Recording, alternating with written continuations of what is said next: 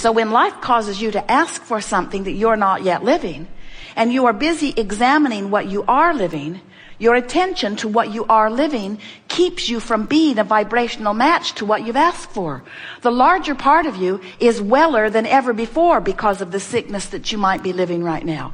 You've asked for more vitality and more stamina and more wellness than ever before. And vibrationally speaking, non-physically speaking, in the vibrational reality, in the vortex of creation, you are weller than ever before. But you often have your attention upon the current manifestation where you're not feeling good, or where the x-ray has pointed out something unwanted, or where the blood test is not giving you the results that you want to see.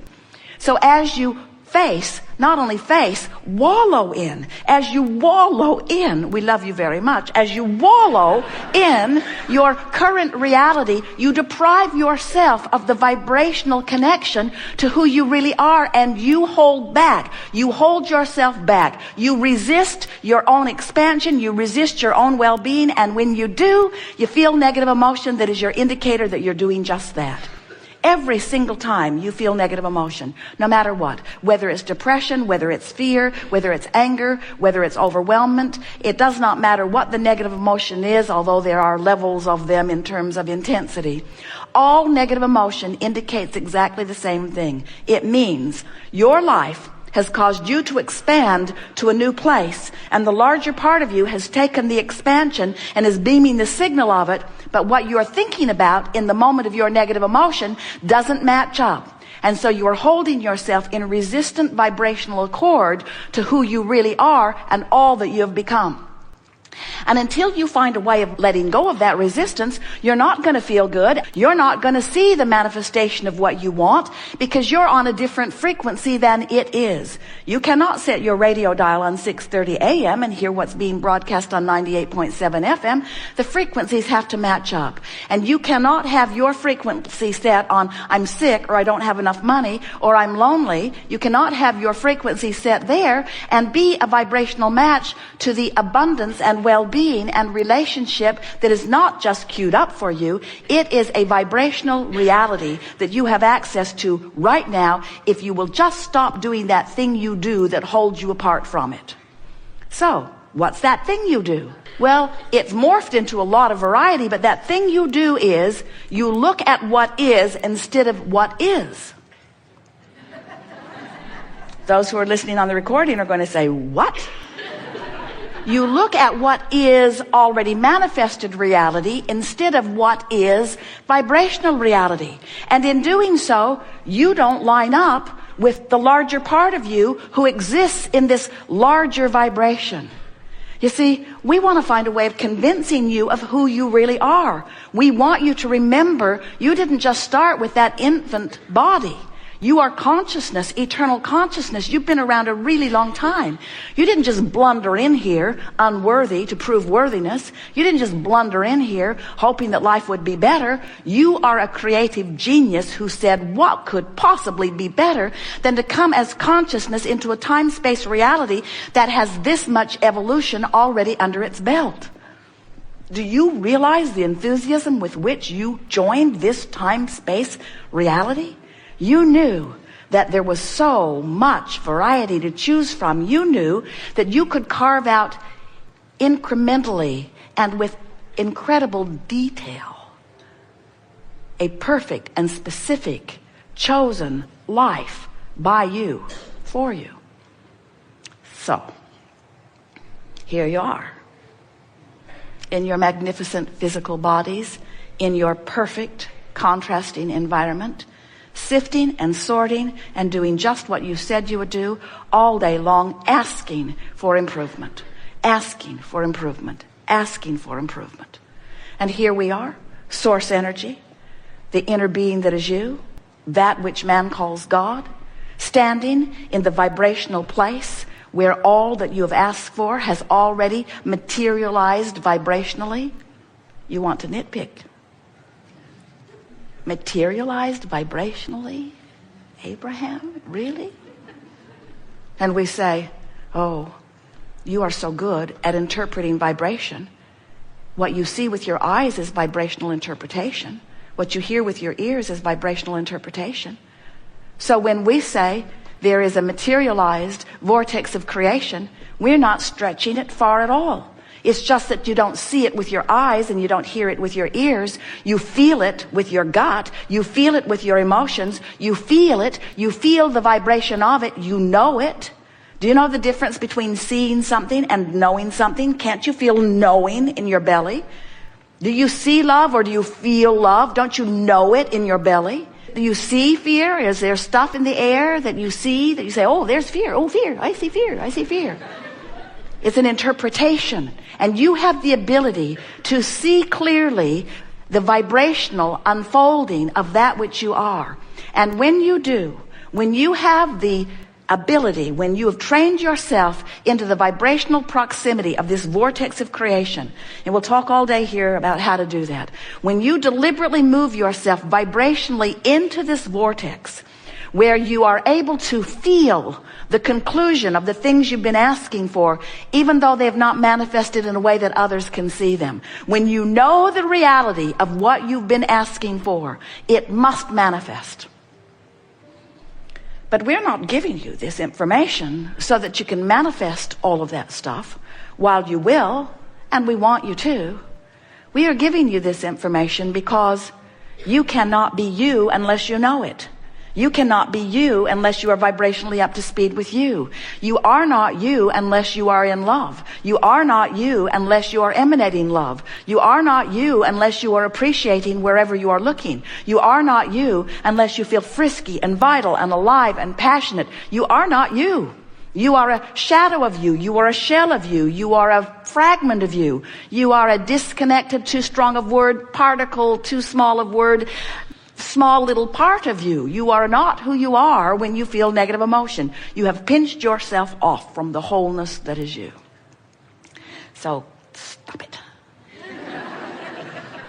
So over time, we've been saying to you that if you have a desire and your belief is the same as your desire, that's really what positive expectation is, then it has to be, and it has to be fast.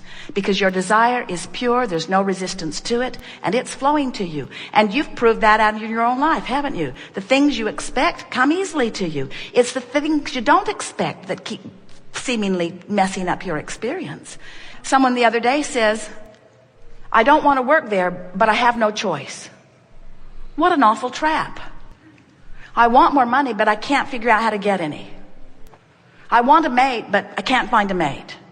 And we say, when you want and you equally or greater doubt the thing you want, then you hold yourself in what feels like a tug of war to you, and it literally is a tug of war, because in your doubting you have introduced a resistance that does not allow you to go to the vortex where what you want is.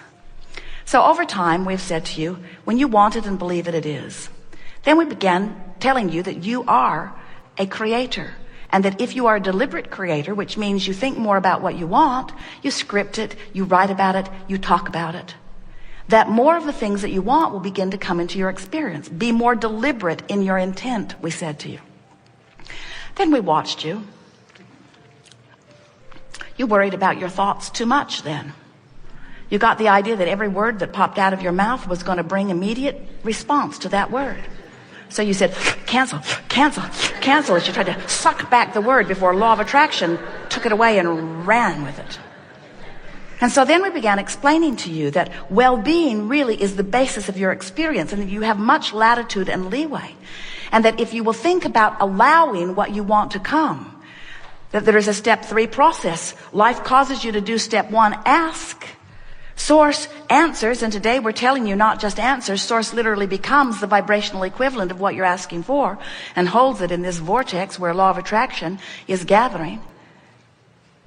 Step 3 is you got to figure out how to be a vibrational match.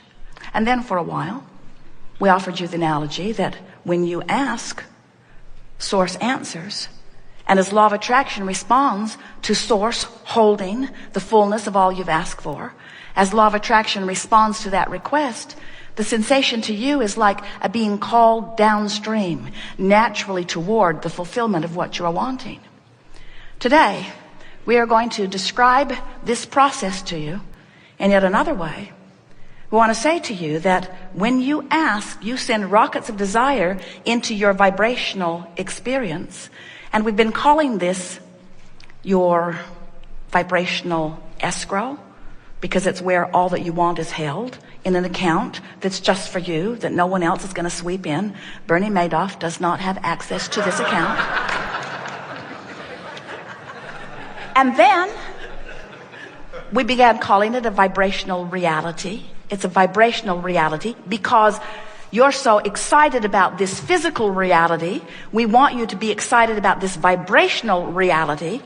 And today we are calling this vortex, a vortex of creation. It is a vortex, and the reason that we are calling it a vortex is because as law of attraction responds to this powerful point that the source within you is holding on your behalf, this much larger than you part of you, this much larger than the physical part of you, non-physical part of you, stands there holding this pure thought of what you've been asking for, and with the absence of resistance to this and law of attraction's response to that, there is a powerful vortex that is created, a vortex of attraction.